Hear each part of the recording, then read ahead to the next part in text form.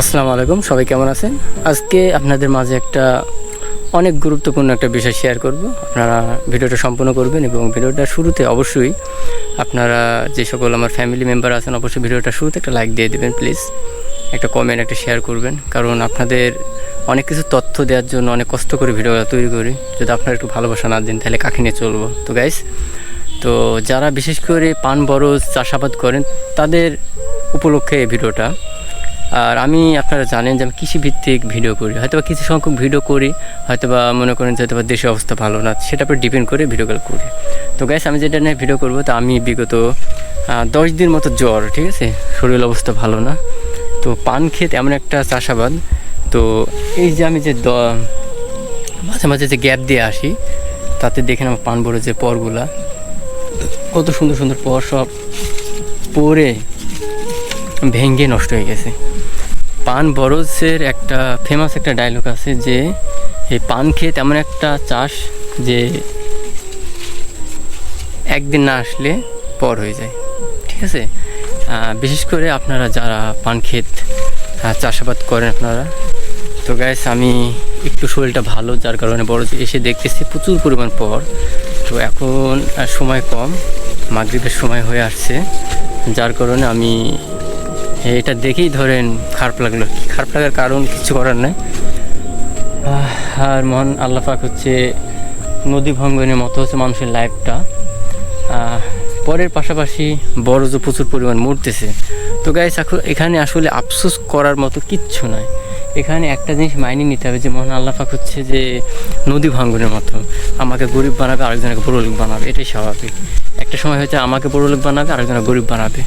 আপনি দেখবেন যে অনেক মানুষের বরজ আছে প্রচুর পরিমাণ ভালো, হাই কোয়ালিটি, হয়তো এই বছরে দেখতেছেন প্রচুর টাকার পান বিক্রি করতেছে, কিন্তু ওই খেতালটা একটা সময় তার বরজে একটা পরও খুঁজে পাবেন না।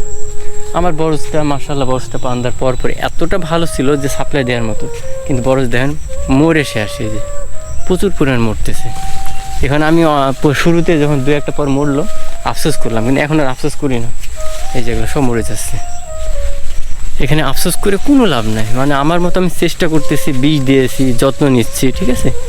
এখন যদি মনে করেন যে না টিকে, সেখানে কিছু করার নাই। আল্লাহ পাকের ফয়সালা হচ্ছে সর্বোচ্চ উত্তম।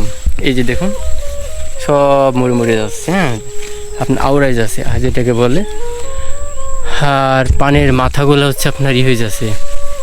আমার এই কান্দিটা সর্বোচ্চ ভালো ছিল, যেটা ভালো এই পাশেরটা সর্বোচ্চ ভালো আপনার বড় ছিল, কিন্তু এখন এটাই সব থেকে দুর্বল হয়ে গেছে, মারা যাচ্ছে। কি করব, কিচ্ছু করার নাই। তো আমার এই ভিডিওর টপিকটা হচ্ছে এটাই যে বরজ এমন একটা আবাদ যেখানে যদি আপনি একদিন না আসেন তাহলে সে আবাদটা পর হয়ে যায়। যে কত সুন্দর পান আপনার মরে যাচ্ছে পর, কী করবো, ধরেন কী বড় বড় পর পড়ে গেছে, কী বড়, একবার সর্বোচ্চ সেরা পরগুলা ভাঙ্গি পইরে কুচি লেগে গেছে। কুচি লাগা কাকে বলে? পরগুলো হচ্ছে আপনার ওই যে মস্কে যায়, এটাকে আমরা কুচি লাগা বলি, ঠিক আছে। এখন বিভিন্ন জায়গায় বিভিন্ন ল্যাঙ্গুয়েজ হয়তো বা আপনার হতে পারে, এটা স্বাভাবিক। এখানে আপনার কোনো করার বিষয় না, কারণ আঞ্চলিক কিছু ভাষা আছে, ঠিক আছে। আসলে একটা মাতৃভাষা যে সঠিক একটা তথ্য, এটা আসলে কেউ দিতে পারবে না, খুবই কঠিন। তো আমি যতটুক পারি ততটুক দেওয়ার চেষ্টা করতেছি। তো গাইস, বিশেষ করে যাদের পান চাষ করেন যারা, তারা অবশ্যই জানেন। তো গাইস, এখন সময় নাই, সময় না থাকার কারণে আমি আসলে বড় যে পরগুলো ধরতে পারছি না। যতটুকু ভিডিওর করার মাঝে আমি যে পরগুলো হাত দিয়ে ঠিক করতেছি এই পর্যন্ত। ইনশাল্লাহ আল্লাহ পাক যদি বাঁচায় রাখে, কালকে এসে পরগুলা ধরবো এবং কিছু পান করতে হবে। বড় যে পানের দাম নাই, পানের দাম না থাকায় মনে করেন যে আসলে কি বলবো, বড় দেশে যে কাজ করবো সে কাজের যে একটা মন মানসিক সেটাও নাই, যেটা সত্য কথা। এখানে মিথ্যা কথা বলে কোনো লাভ নেই। হ্যাঁ, আসলে প্রত্যেকটা জিনিস একটা আপনার পরিশ্রম করবেন, সে পরিশ্রমে যদি ফল না পান তাহলে কিন্তু আপনার ওটার পরে একটা কোনো আগ্রহ বা একটা ফিলিংস এটা থাকবে না, ঠিক আছে। আর বিশেষ করে রাত করে এই জন্য কাজ করবো না, কারণ এই সন্ধ্যার টাইম হচ্ছে আপনার বড় যে সাপ থাকে, আপনার লাউডুবি সাপ আছে। হ্যাঁ, আমার সামনে বেশ কয়েকটা পড়ছে। তো শুরুতে আমি দেখি নাই, কিন্তু মাঝে সাঝে আমি এই সাপটা দেখছি, এই জন্য কি আমি চাই না, এটাকে আমি রাত্রে এসেও পর ধরছি, কিন্তু এখন আর ধরি না। সবথেকে বড়ো কথা, যে পরগুলো পড়ে গেছে এবং কুচি লেগে গেছে এবং ভেঙে গেছে, সেটা আজ ধরলো যা কাল ধরলো তাই, এটার কোনো আর মানে বেটার কোনো অপশন নাই, ঠিক আছে। এই জন্য এখন রাত হয়েছে, এখন আমাদের সময় হয়ে গেছে।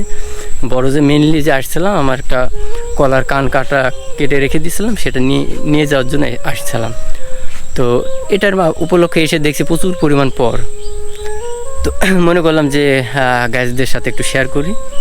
তো গাইজদের এটা বোঝা উচিত বা বুঝবে যে আসলেই একটা মানুষ যখন অসুস্থ হয়ে যায়, তার অনেক অপশনালি যে আবাদ পানি আছে সেগুলো নষ্ট হয়ে যায়।